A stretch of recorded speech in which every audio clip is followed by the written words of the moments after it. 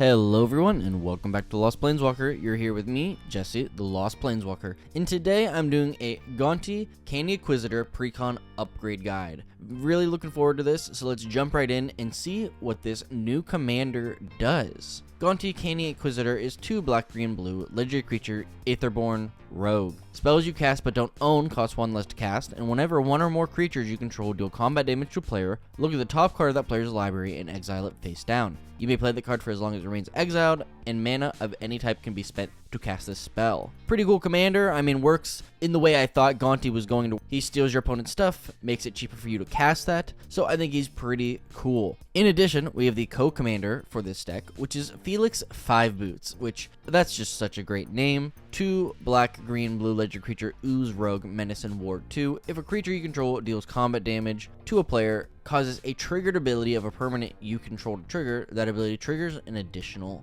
time. So we've seen this effect a couple of times now. They're reprinting it on a bunch of different cards. I think that obviously Gonti here is the way to go. Felix is more of an engine piece, but this deck really isn't set up as much for Felix as it is for Gonti. But let's start by talking about the new cards, then I'll talk about some of the cards I think you should cut, and some of the cards I think you should add to this deck. The new cards we have is Arcane Heist, Dream Thief, Bandana, and Felix 5 Boots.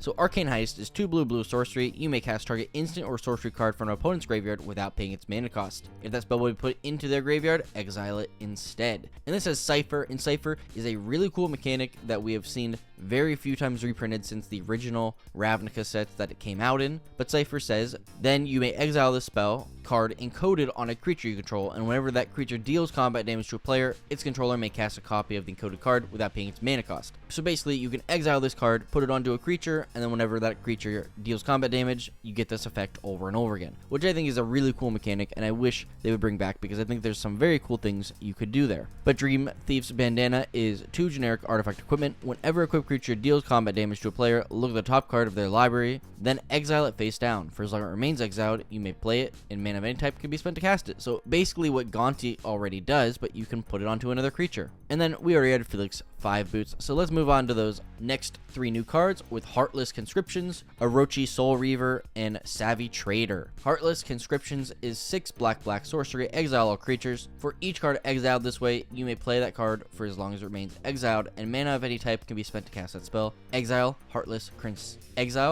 Conscriptions. This is actually pretty cool. I mean, I think it's kind of unplayable at 8 mana. You know, you're gonna find this probably in some more casual games, but I think that's pretty cool. You can kind of get rid of the entire board and then just cast it back at your own rate. Maybe there's some really good creatures, basically no protection, everything is exile, you know, unless it phases out, you're gonna get all that stuff. And with Gonti and maybe some other triggers, you're gonna be casting stuff at discounted rates, which is cool. Orochi Soul Reaver is 5 and a black, or ninjutsu for 3 and a black. Whenever one or more creatures you control deal combat damage to a player, create a treasure token and manifest the top card of that player's library. Yeah, this is really cool. I mean, it's a 6 mana card, so you'd expect it to, you know, give you some good benefits, but this is pretty sweet. So I love that effect. With Felix 5 Boots on the board, you know, you could be doubling up these effects. So very cool card. And then Savvy Trader, 3 and a green creature, human citizen. When Savvy Trader enters the battlefield, exile target permanent card from your graveyard. You may play that card for as long as it remains exiled. And spells you cast from anywhere other than your hand cost 1 less to cast. This is a great effect in green. There's a lot of green adjacent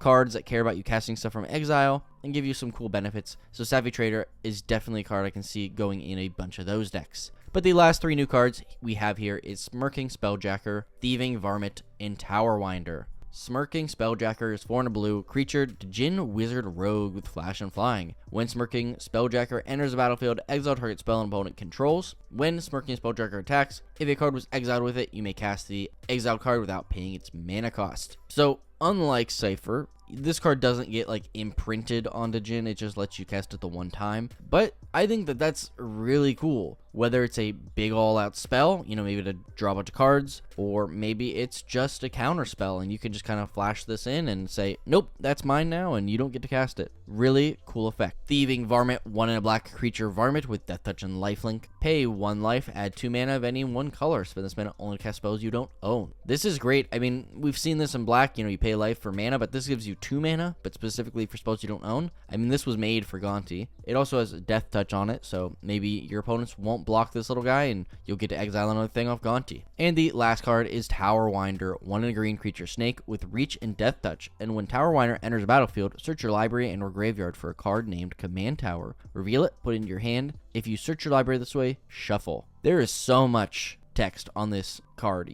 2 mana, reach, death touch, and then you get to go search for Command Tower. I mean, this is a great card. It's already $5 I see here, and that sounds about right. There's a lot of decks that want that Command Tower, and if you can just kind of put it right into your hand or get it from your graveyard, that seems pretty good. So now let's go over some of those cards I think you should cut from this deck. There weren't too many, but there were some I just didn't agree with or didn't think made a lot of sense in this deck. But before we do that, I just want to say if you aren't subscribed to my channel, please consider doing so. I'm going to be doing deck techs this entire week. Please check those out. If you have any deck techs for the last 2 or 3 sets, I've been trying to do all of those as well, so maybe give those a check out. But yeah, let's now look at the cards that should be removed from this deck, starting with Baleful Mastery, Blade Gift Prototype, and Chaos Wand. So, Baleful Mastery is 3 in a black instant. You may pay 1 in a black rather than pay the spell's mana cost. If the 1 in a black cost was paid, an opponent draws a card.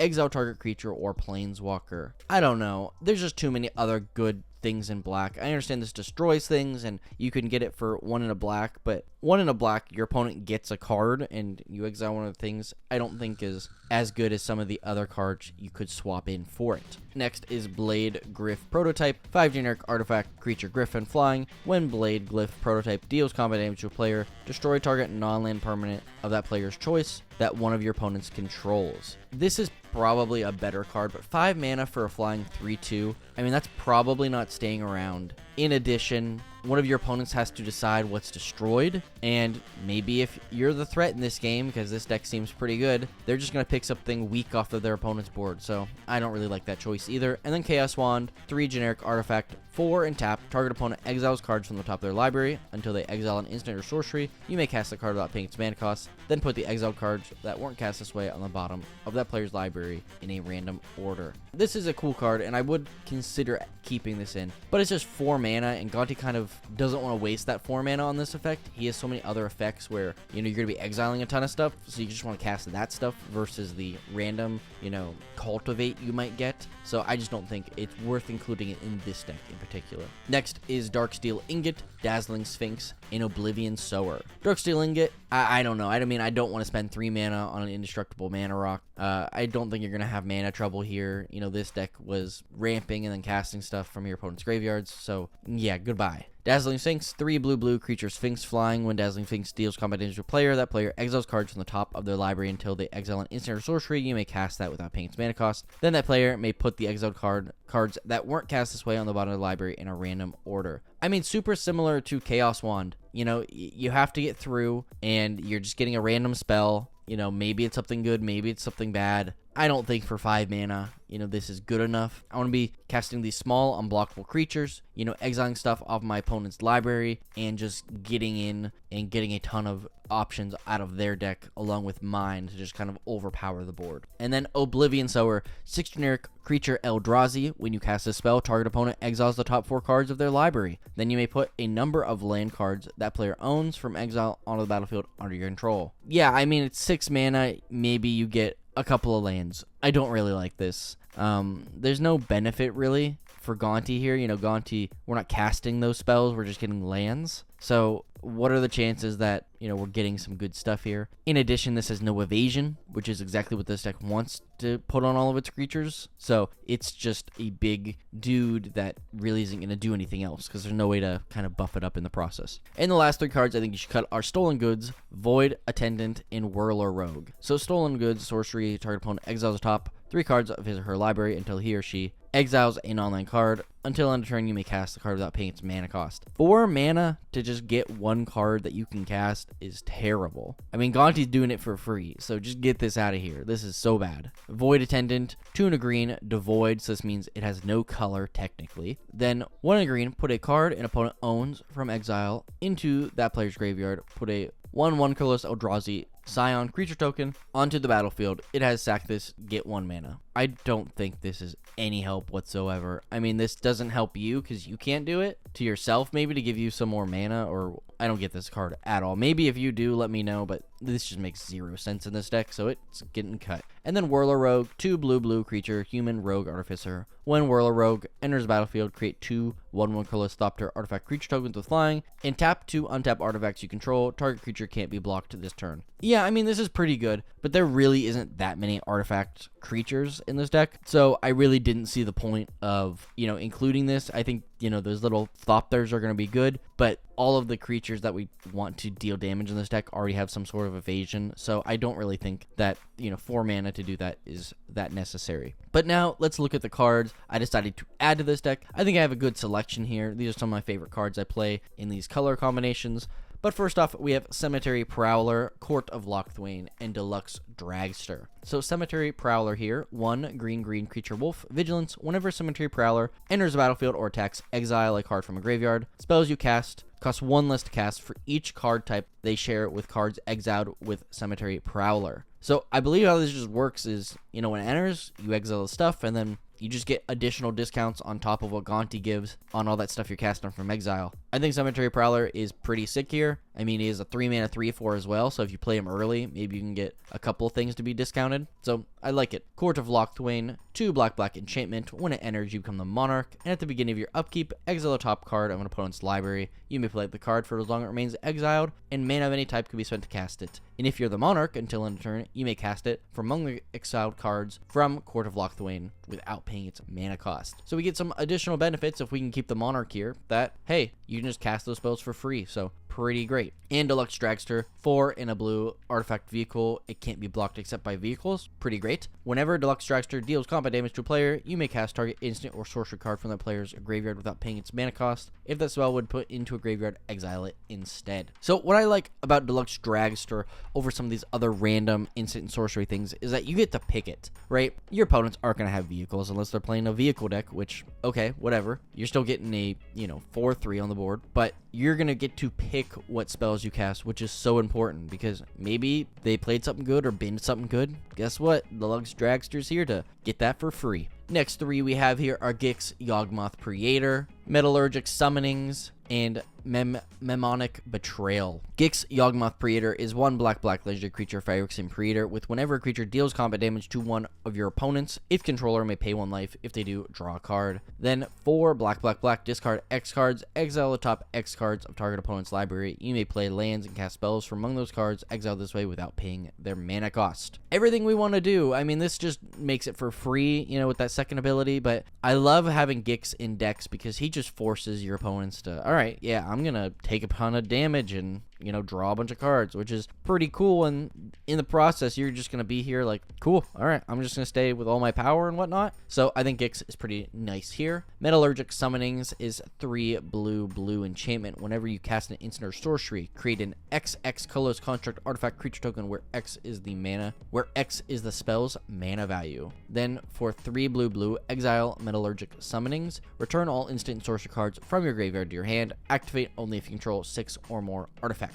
Unfortunately, I don't think we're going to hit that second ability in this deck. There's a good number of artifacts, but just not as many as you might want in order to do that ability, whenever you want to do it. But casting instant sorceries and getting creatures is pretty great, whether they're your own or not. There's a good number of instant sorceries in this deck, so it makes a lot of sense too. And Mnemonic Betrayal is 1 blue-black sorcery. Exile all cards from all opponents' graveyards. You may cast those cards this turn, and you may spend mana as though it were mana of any type to cast those spells. And at the beginning of the next end step, if those spells remain in exiled, return them to their owner's graveyards, and then you exile this card. So, end game, you got a ton of mana. You got a bunch of things discounting spells you cast from anywhere. Go all out and just, play as much as you can. And the last 3 cards here we have is Nightveil Spectre, Tasha, the Witch Queen, and Xander's Pact. So Night Veil Spectre is hybrid blue-black, blue-black, blue-black creature spectre with flying. Whenever Night Veil Spectre deals combat damage to a player, that player exiles the top card of his or her library. You may play the cards exiled with Night Veil Spectre. Perfect. You know, this does have the clause that says you can't use mana of any type, so, you know, you might want to, you know, make sure that you can cast some of those spells if you're attacking an opponent with Night Veil Spectre, but just stealing more stuff off the top of their deck is pretty good too. Tasha, the Witch Queen, 3 blue-black, legendary planeswalker Tasha. Whenever you cast a spell you don't own, create a 3/3 black demon creature token. This is pretty much the only reason I put her in this deck, but her +1 and -3 are actually really good as well for this deck. Draw a card for each opponent, exile up to 1 target instant or sorcery card from that player's graveyard, and put a page counter on it. -3, you may cast a spell from among cards in exile with a page counter on them without paying its mana cost. So Tasha here, really, we want to just make those black demons, and we get some additional benefits by exiling some of the spells that they have, and then getting to cast them for free. And Xander's Pact, 4 black sorcery casualty 2. Each opponent exiles the top card of their library. You may cast spells from among those cards this turn. If you cast a spell this way, pay life equal that spell's mana value rather than pay its mana cost. Pretty cool effect. You know, if it's later in the game, we got a bunch of life and we want to get ahead. You know, Xander's Pact seems pretty good. And that is it. I just want to say thank you so much for watching. If you want to check out the rest of this deck, see it in the description below. But otherwise, you know, tell me what you think. Did you like the cards I decided to include? Would you have chosen some other cards? You know, is this a deck you're going to be buying? You know, just let me know. I'd love to hear it in the comments down below. In addition, if you could, you know, leave a like, share this video with a friend, and subscribe, that would mean the world to me. So thank you, thank you, thank you. So today's Scryfall card of the day is Tacorp Skirmisher. Initiates live and train with their crop, the unit that began the trials together. Thank you so much for watching, and as always, I'll see you later, Planeswalkers.